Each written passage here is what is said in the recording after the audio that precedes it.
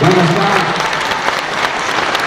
dicho todo y espero que les guste el libro. Es un trabajo de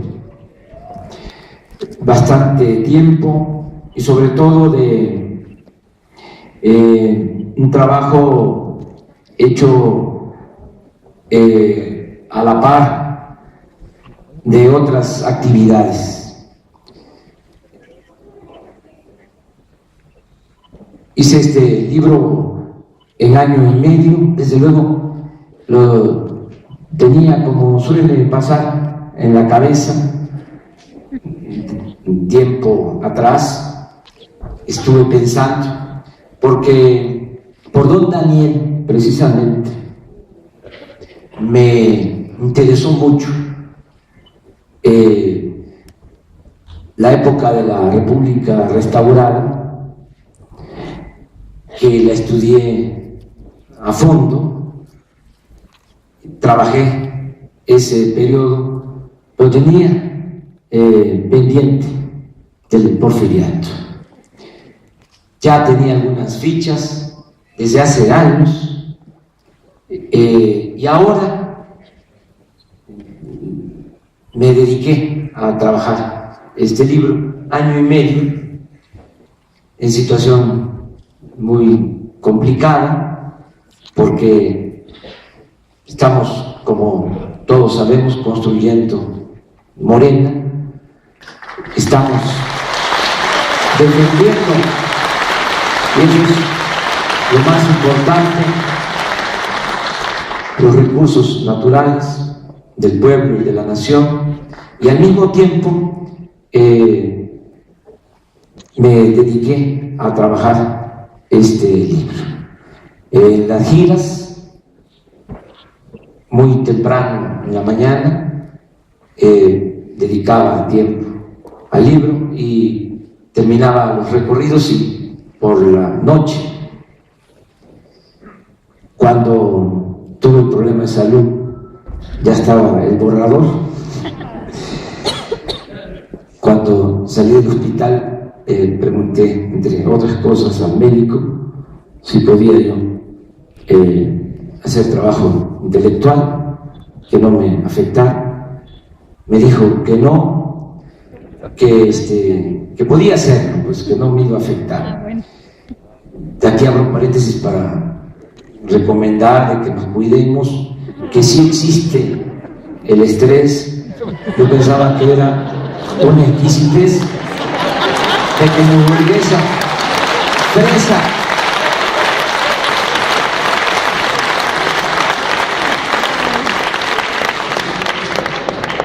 pude terminar de revisarlo en estos 3 meses. Me ayudó en la revisión, en las observaciones, Jaime Avilés, que le agradezco mucho. Jesús Ramírez y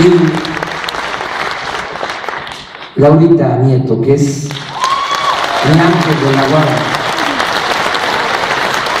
Lleva muchos años ayudándome, apoyándome. Yo agradezco a la editorial Grijalvo, a Ariel, por este nuevo libro que publica.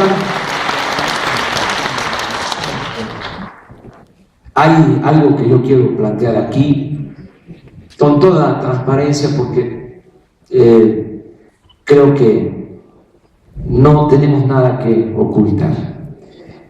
Ojalá haya una segunda edición, porque estoy seguro que se va a leer este libro, que no es nada más historia. Pretendo hacer algunas aportaciones de cómo debemos ejercer la política. Creo que eso es lo más importante. Cómo podemos hacer política distinta, en un molde nuevo, haciendo a un lado el viejo molde con el que se ha hecho la política todo el tiempo. Esa es la aportación en general. Para historiadores, pues don Daniel, desde luego el maestro Silva Gerso, mi paisano Alfonso Taracena, maestro Valadez, don Luis González. Tenemos historiadores, jóvenes historiadores, muy buenos historiadores de la UNAM, del Colegio de México, de las universidades públicas, también de las universidades privadas. Baste decir que el archivo de Porfirio Díaz está en la Universidad Iberoamericana, que eso fue algo fundamental, el que existe ese archivo. Imagínense, Porfirio, y le llamo así no por falta de respeto, también siguiendo el consejo de don Daniel, que así le llamaban, Porfirio, porque todos don Porfirio. Ahora hay algunos que se van a sentir ofendidos. Estoy recogiendo opiniones y no les gustó que comparara a Porfirio con Salinas, que porque Porfirio tenía otras dimensiones. En fin, este hombre que cautivó a muchos, que hasta la fecha se le tiene mucho respeto, cometió, no sé si un error o un descuido, dejó completo su archivo.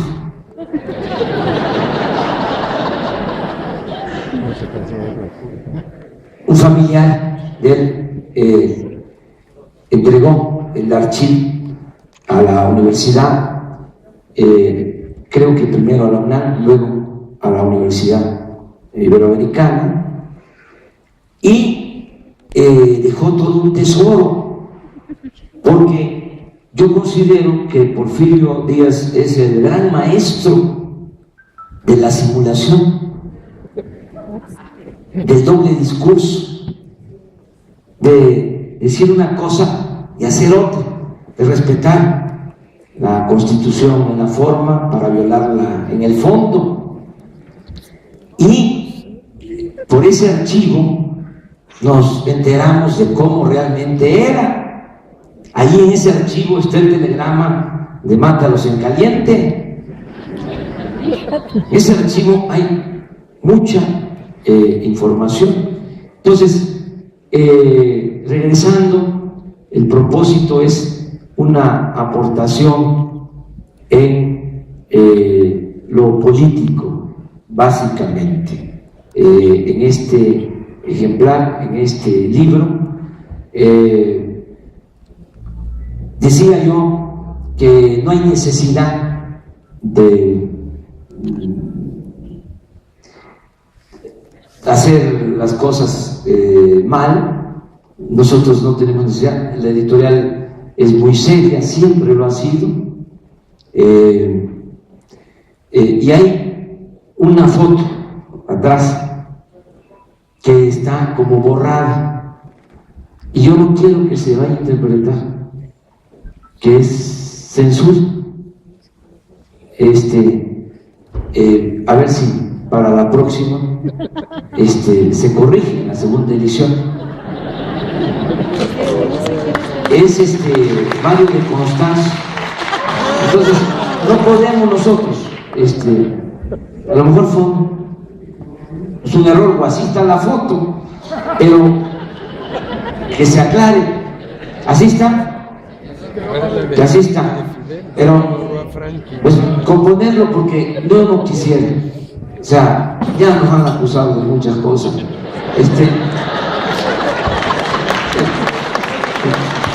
No vaya a ser, puede corregirse para la segunda edición. El libro tiene varias cosas interesantes, ustedes lo van a leer. Creo que podíamos partir de 3 conceptos. Primero, aspira a ser un libro que busca reafirmar la importancia de la democracia. Considero que hemos perdido el rumbo y nos empantanamos por falta de democracia. Tuvimos la oportunidad de crear un verdadero sistema democrático después de la República restaurada, y por eso considero que dañó mucho la toma del poder por la fuerza y el establecimiento de un régimen antidemocrático en los 34 años de Porfirio Díaz. Creo que ahí se perdió el rumbo, se empantanó México desde entonces. Esto es un tema importante, porque en países en donde se ha adoptado y se ha hecho costumbre, hábito, la democracia, les ha ido mejor. Nosotros no tenemos hábito democrático, no tenemos cultura democrática, y mientras no tengamos eso, no vamos a tener futuro. La excepción, que aquí lo planteo, y creo yo que todos los mexicanos tenemos que analizarlo con cuidado, la gran excepción es Francisco I. Madero. No se le ha dado el lugar que tiene en la historia, sobre todo en su interés por hacer valer la democracia. Imagínense, y aquí lo demuestro, Madero es presidente y antes de las elecciones escribe a los gobernadores diciéndoles, y están los testimonios, le pido de manera especial que cuide, que se respete el voto de los ciudadanos. Le pido, escribe otro gobernador, que haya equidad, que los candidatos participen en igualdad de circunstancias. A otro, le pido que procure darle trato igual a los candidatos. No me importa quién resulte triunfador, lo que realmente me interesa es que se respete el voto de los ciudadanos. Imagínense un presidente de ahora, de la época postrevolucionaria, escribiéndole a un gobernador que procure que se respete el voto de los ciudadanos. Eso era Madero. Si acaso me faltó buscar en su tiempo qué personalidades en el mundo tenían esta auténtica vocación democrática. Esa es una causa que nosotros tenemos que enarbolar, el que haya democracia. Lo decía Octavio Paz, que se convierta la democracia en un hábito. Si no lo logramos, no vamos a encontrar la salida, ni como pueblo ni como nación. La democracia no nos va a traer el cuerno de la abundancia, pero ayuda a que haya equilibrios, a que haya contrapesos, a que nadie se sienta absoluto en ningún nivel de la escala social. Con democracia no tendríamos esta monstruosa desigualdad económica y social que padecemos.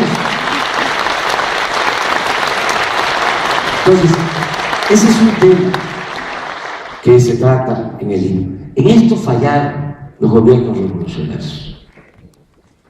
Y fueron distintos a Porfirio, sin duda, sobre todo con la revolución, una política de desarrollo social.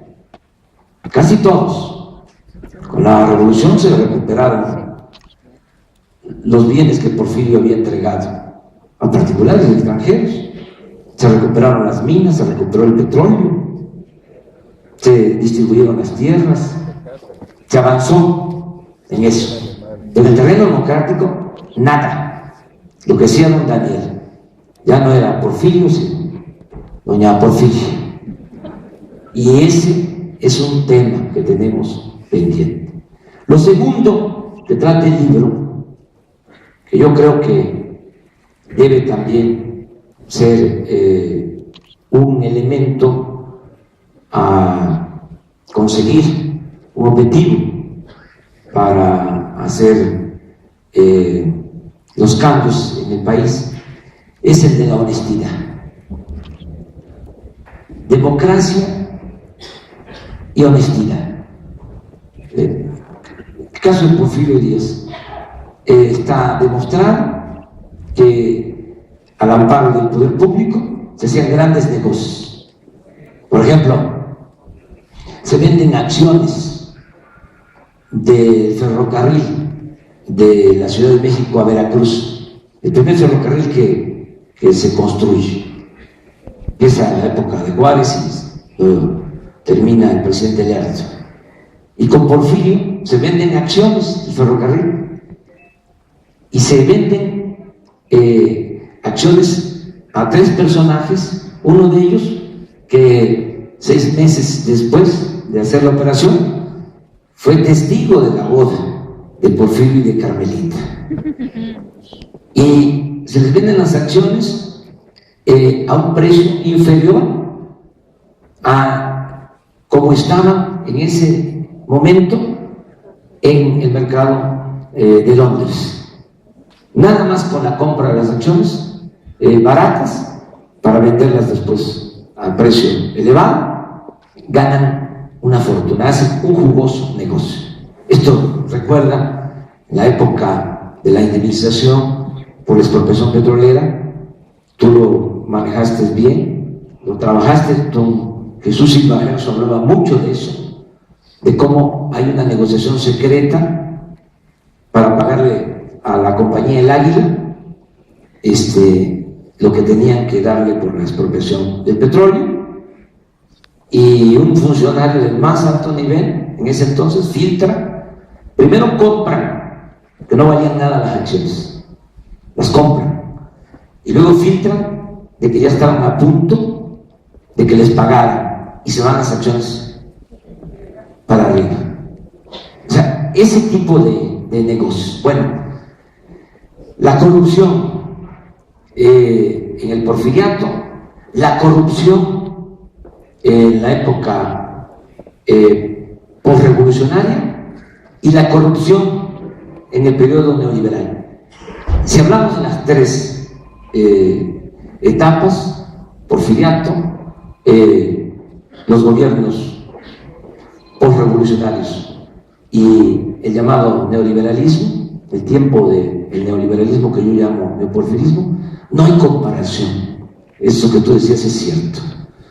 O sea, hasta Obregón, que se jactaba de que contaba la anécdota de cuando le quitaron el brazo en Celaya, un amigo que lo conocía muy bien recomendó que para encontrar el brazo sacara un azteca, sacaron la moneda, el azteca, y se hizo el milagro porque el brazo apareció. Lo contaba el mismo Obregón. Bueno, pero en comparación a estos, Obregón era un niño de pecho. Sí, o sea, una diferencia importantísima. Ninguno de los gobernantes postrevolucionarios, de la época postrevolucionaria.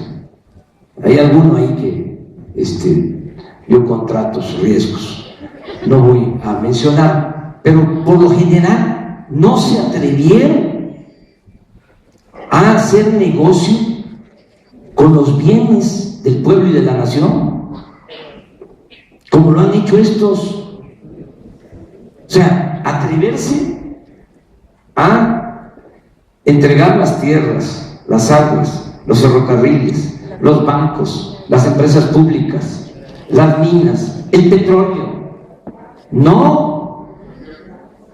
No se habían atrevido a tanto. Ese es otro asunto. Entonces, nosotros tenemos que pensar que haya democracia, empezar con el hábito de la democracia, con la cultura de la democracia, y poner por delante la honestidad. Si no, no sale el país. Y lo tercero, desde luego, es que haya justicia, que no tengamos este resultado de que hay 55 multimillonarios y 55 millones de pobres. Por cada multimillonario, 1 millón de pobres. Esto no. Esto es atraso, retroceso. Ya se cumplieron 200 años de cuando Morelos, en los sentimientos a la nación, planteó que había que moderar la indigencia y la opulencia. Y esa es una asignatura, un asunto pendiente. Entonces yo termino diciéndoles, bueno, democracia, que es importante, honestidad y justicia. Creo que con esto, y con un añadido muy importante, el amor, aunque no les guste, el amor a la familia, el amor a la naturaleza, el amor al pueblo, el amor a la patria y el amor al prójimo. Esto es lo que significa este libro. Yo creo que va a ayudar. Agradezco mucho a todos ustedes. Bueno, me faltaba decir que va dedicado con todo mi cariño a los integrantes. Dice sí, este libro lo dedico con todo mi corazón a mis excepcionales amigas y amigos de Morena.